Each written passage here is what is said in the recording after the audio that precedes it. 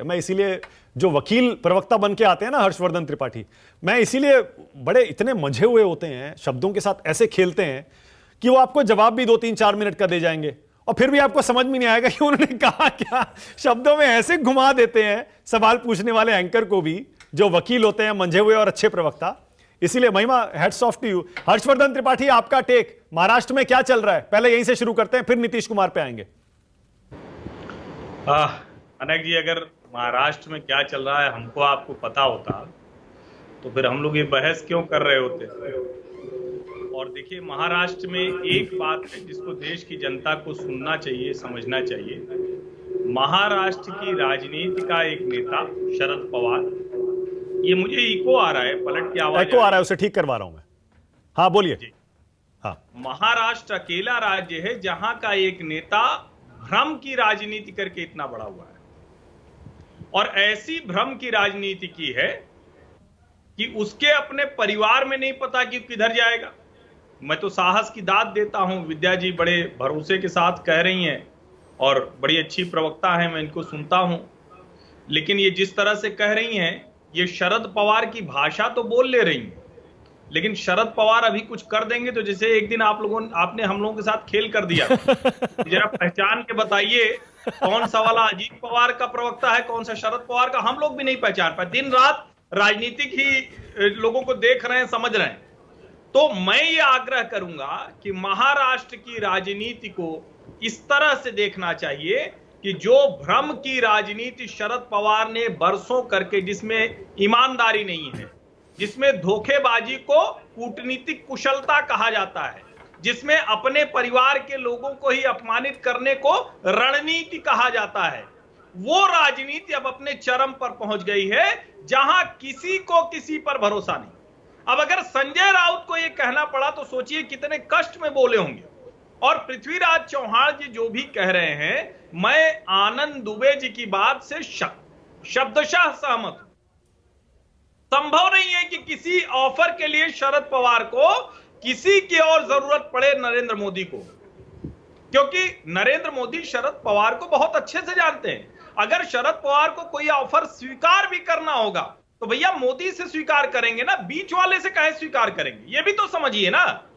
तो ये जो भ्रम की, बेईमानी की, एक दूसरे को अपमानित करने की वो राजनीति जो पुष्पित पल्लवित की है शरद पवार ने इतने दिनों में, अब उसी को देखना है। और मैं तो ये कह रहा हूं, वो उनकी छवि ऐसी है कि अभी भी वो सबसे बड़े नेता कहे जा रहे हैं, लेकिन मुझे तो लग रहा है इस बार फंस गए हैं, उस असहाय मुद्रा में है, उनको बहुत मुश्किल हो रही है। और जिस तरह से वो दिख रहे हैं, आप देखिए, मैं सच कह रहा हूं, आज मैंने प्रेस कॉन्फ्रेंस उनकी देखी, मुझे कुछ और काम था, लेकिन जब उनकी प्रेस कॉन्फ्रेंस आ रही थी तो मैंने वो काम छोड़कर सुना। मैं कह रहा हूं, आप वो सुनाइए, उनका जिस अवस्था में वो पहुंच गए हैं, वो बता रहे हैं कि मैं जब गया वहां 1000 लोगों से मिले, गाड़ियां रोक रोक के लोग मुझसे मिल रहे हैं, कल बीट जाऊंगा, परसों वहां गया था, 8-10 दिन से यहां जा रहा था। वो ये भी नहीं बता पा रहे हैं कि उनका पॉलिटिकल एजेंडा क्या है, क्या करने वाले हैं, ये बताने की स्थिति में शरद पवार नहीं। इसका मतलब हर्षवर्धन त्रिपाठी, ये ऑफर वॉफर, अजीत पवार के लिए शर्त कि भैया आपको सीएम बना देंगे, इनको ले आओ एनडीए में, ये सब आप बेमानी बोगस लगता है आपको? यकीन नहीं है इस पर? शुद्ध अटकलबाजी है, हवाई राजनीति है। महाराष्ट्र में कोई भी इस पर यकीन करने वाला नहीं है। सिर्फ और सिर्फ इस पर यकीन कर सकता है कि शरद पवार कहां रहेंगे, कहां नहीं रहेंगे, वो यकीन के लायक नहीं। मतलब पृथ्वीराज चौहान शरद पवार को अपमानित कर रहे हैं, एम्बेरस कर रहे हैं, शर्मिंदा कर रहे हैं। अब ये मैं इस तरह से भले न कहूं कि शर्मिंदा कर रहे हैं, लेकिन हाँ, ये तो जरूर है कि जिस तरह की राजनीति वो करते हुए आगे बढ़े, अब वही उनके साथ सब कर रहे हैं। हर कोई कर रहा है, कोई छोड़ नहीं रहा है। ओके, एक कमेंट और, उसके बाद विनोद जी से उसी पर जवाब चाह रहा हूं। नीतीश कुमार पर हमने अभी तक चर्चा नहीं की। नीतीश कुमार दिल्ली आए, केजरीवाल से मिल रहे हैं और कांग्रेस के बड़े नेताओं से मिल रहे हैं। जो इंडिया गठबंधन है उसके संयोजक के पद के लिए क्या चर्चा आपको लगता है अब शुरू हो गई होगी हर्षवर्धन त्रिपाठी, और उस पर नीतीश कुमार सबसे आगे हैं उस रेस में? देखिए, मुझे लगता है कि नीतीश जी को संयोजक बना देना चाहिए। शरद पवार जी अब उस भूमिका में है नहीं, स्थिति में भी नहीं है, उम्र के लिहाज से और हर लिहाज से। नीतीश जी को इसलिए भी बना देना चाहिए कि लालू जी बार बार उनको धकिया कर संयोजक की तरफ भेजते हैं और बार बार उनको मायूस होकर लौटना पड़ता है। ये बिहार में भी जो ये महागठबंधन है उसके लिए मुश्किल करेगा। अब दिल्ली में देखिए, मैं जो अलका लांबा का बयान सुन रहा था, कि राहुल गांधी और मल्लिकार्जुन खड़गे, केसी वेणुगोपाल, इनकी मीटिंग में कहा गया कि सातों सीट पर तैयारी करो, 7 की सातों सीट दिल्ली में कांग्रेस अकेले लड़ेगी। ये अलका लांबा का बयान है। मैं नहीं जानता कि इसको भी कह दिया जाए कि ये निजी बयान है, तो आप समझ लीजिए कि मुश्किल कहां तक पहुंच गई। ओके विनोद जी, नीतीश कुमार के दिल्ली दौरे पर आपकी राय क्या है? मतलब देखिए, अब तो दो मीटिंग हो चुकी है, तीसरी सिर पर है। क्या आप सीटों का बंटवारा, संयोजक, कोऑर्डिनेशन कमेटी, वो बात आई है, या अभी भी जैसा हर्षवर्धन त्रिपाठी कह रहे हैं वो मतभेद को सुलझाने में ही अभी तक सब लगे हुए हैं? मैंने आपसे कई बार कहा है कि इंडिया गठबंधन का जो चरित्र है, राजनीतिक चरित्र, मैं किसी के व्यक्तिगत चरित्र की बात नहीं कर रहा हूँ, जो पॉलिटिकल कल्चर है, वो नेताओं और दलों का गठबंधन है। वो एक नेता के पीछे तमाम दलों का एकजुट होने का गठबंधन नहीं है। एनडीए इंडिया में यही फर्क है। एनडीए में मोदी जी हैं, उनके पीछे सारे नेता एकजुट हैं, सारे दल। मोदी जी की छवि, मोदी जी की लोकप्रियता, मोदी जी की ताकत, बीजेपी की शक्ति, उस पर सारे आश्रित हैं। इंडिया में कोई किसी पे आश्रित नहीं है, सब एक दूसरे के साथ हैं। ये एक फर्क है। और ऐसे में क्या है कि जो है ये इस तरह की चीजें चलती रहेंगी। 7 सीटें कांग्रेस लड़ेगी, पंजाब में 13 लड़ेगी, आम आदमी पार्टी मध्य प्रदेश और राजस्थान में जो प्रेशर टैक्टिक्स, ये सब प्रेशर टैक्टिक्स चलती रहेगी, बयानबाजी चलती रहेगी, ये होता रहेगा।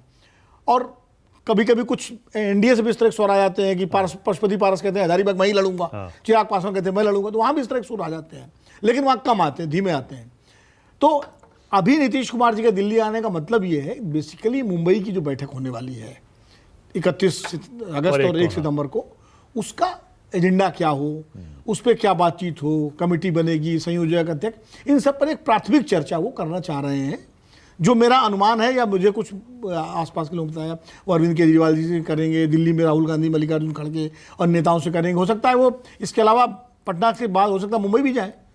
मतलब संभव, मुझे कोई सूचना नहीं है, मैं एक अंदाज लगा रहा हूँ, क्योंकि अब वो एक जिसको कहते हैं ना पॉलिटिकल लॉबिंग, राजनीति में लॉबिंग का बड़ा महत्व होता है। संयोजक बनना चाह रहे हैं क्या नीतीश भाई? क्यों नहीं बनना चाहेंगे संयोजक?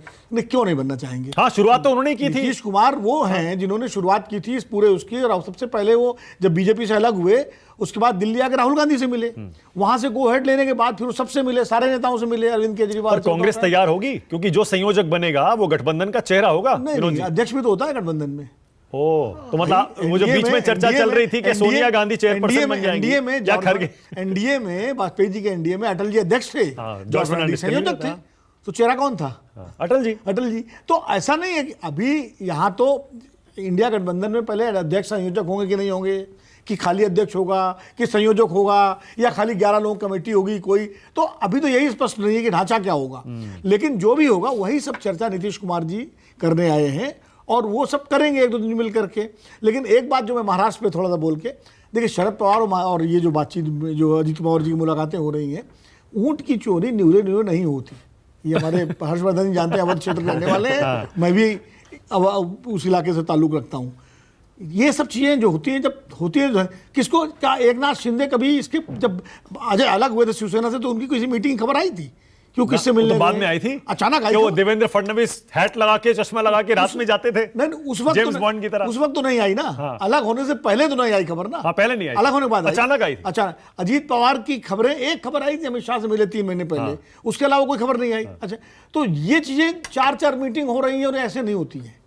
ये जब कभी कोई इस तरह के ऑपरेशन होते हैं तो बड़े सीक्रेटली होते हैं, अचानक उनका। ऐसा तो नहीं पृथ्वीराज चौहान को पता लग गया, संजय राउत को उन्होंने लीक कर दिया इसको सैबोटाज करने के लिए? 4 मीटिंगें नहीं होती।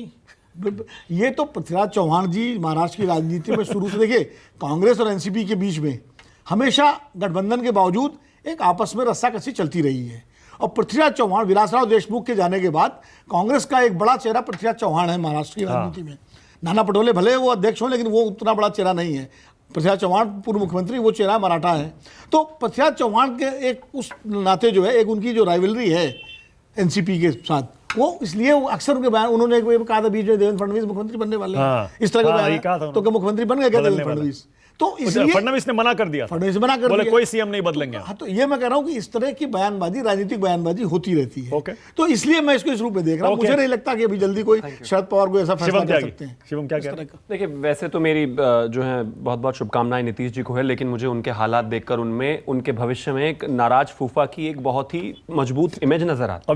अभी से मैं ऐसा समझता हूं, क्योंकि कांग्रेस जिस तरीके से डोमिनेट चीज़ों को कर रही है, मुझे लगता है मतलब उनके साथ कुछ गलत होने वाला है। लेकिन उन्होंने मुझे मेरी संवेदनाएं हैं उनके साथ कि उन्होंने तेल वगैरह, टाइम, मेहनत, सब कुछ ही तो खर्च किया। दूसरे बड़े त्यागी सब नहीं है, वरना मैं क्या अब करूं? सब बिहार छोड़ के बताइए, उन्होंने सब कुछ किया, तो मुझे उनके लिए निजी तौर पर दर्द है। भाई एक त्यागी की सामने बड़ा त्यागी को बुलाना दूसरा चाहिए। एक और दूसरी चीज मैं मैं दूसरी चीज कहना चाहता हूं। देखिए, आप जो है ये कांग्रेस वाले अपनी टैगलाइन तो लेकर चल रहे हैं कि डरो मत, है ना, और दूसरी तरफ चाचा भतीजा मिल भी रहे हैं तो इस बात से डर रहे हैं। अरे अपने नेताओं से ही सीख लो। जयप्रकाश आंदोलन से पहले किस तरीके से खुद जब तमाम चीजें हुई थी और इंदिरा जी चली गई थी, तो खुद इंदिरा जी से जयप्रकाश जी ने पूछा था कि खर्चा कैसे चलाओगी, पैसे हैं ना। और जब उसके बाद फिर से रिटर्न हुआ था तो बेलची से वापस होते हुए इंदिरा जी उनसे मिलने गई थी। ये देश ऐसे ही मिलजुल कर चलता है। लेकिन आप पता नहीं इतना डर गए हैं ये लोग, इनके लोग इतना आभा मंडल को देखकर इस देश के प्रधानमंत्री के चले गए कि अब इनको अपने आप पे भरोसा नहीं है। बहुत अच्छी बात मतलब कही, ऐसा लग रहा है बहुत अच्छी बात कही। मुझे ऐसा लग रहा है कि कांग्रेस कार्यकर्ता अपने ऑफिस से निकलता है, उसके कदम खुद ब खुद बीजेपी कार्यालय पहुंच जाते हैं। कॉन्फिडेंस रखो। लेकिन मैं आपकी भी मजबूरी समझता हूं, जब इतना निष्क्रिय नेता आपके पास राहुल गांधी जी जैसा हो, तो नरेंद्र मोदी जी के सामने आपका टिकना असंभव है। बढ़िया बात कही। दिल्ली में रामलीला मैदान में अपोजिशन जनता पार्टी जीत चुकी थी, रैली हो रही थी, जेपी गांधी पीस फाउंडेशन में अकेले गए, नहीं गए रैली में। कहां गए? कुमार प्रशांत को लेकर के इंदिरा गांधी से मिलने गए। अब तो वो उसमें जनता पार्टी के होनी तो नहीं कहा इंदिरा इस मिलने को चले गए। तो ऐसा ही है, डरो मत। ओके, महिमा जवाब दे रही है। महिमा बंद कर दोगे क्या? ताले लगा दो अपने। ओके महिमा, आपका नंबर है, टाइम भी खत्म हो रहा है। महिमा जल्दी से। माना कि लिख के लाए होंगे भाजपा के प्रवक्ता, जो लिख के लाए होंगे वो उगलना जरूरी था, पढ़ने का विषय है। लेकिन मैंने तो अभी थोड़ी देर पहले लिखने का विषय नहीं है। उसमें मैंने साफ तौर पे बोला एक व्यक्तिगत जीवन होता है, एक राजनीतिक इन्होंने जीवन कहा होता कि है। भारतीय मुझे जनता समझ पार्टी में नहीं आता। कल्चर को भी खत्म कर रही है। और उन्होंने कहा, बड़ा मैंने नहीं कहा। आप भूल गई। बड़ा स्वाभाविक है, इनके अंदर डर इतना भरा हुआ है। वो डर का लाल किले की प्राचीर पर भर भर के दिखा, वो डर यहाँ पर दिखाई दे रहा है कि इन्हें हमारे नेता का नारा याद आया। थोड़ी देर पहले ये कह रहे थे कांग्रेस के पास कार्यकर्ता ही नहीं है, अब कह रहे हैं कार्यकर्ता हैं पर वो निकल करके भाजपा कार्यालय में आ जाते हैं। ये बौखलाहट अच्छी है, 2024 तक बनी रहनी चाहिए, क्योंकि 2024 के बाद ये बौखलाहट ही रह जाएगी बस भाजपा के पास, और कुछ बाकी नहीं रहेगा। नीतीश जी और खरगे जी के बारे में कुछ आपके विचार हैं क्या? नीतीश जी संयोजक और खरगे जी चेयरपर्सन इंडिया गठबंधन के।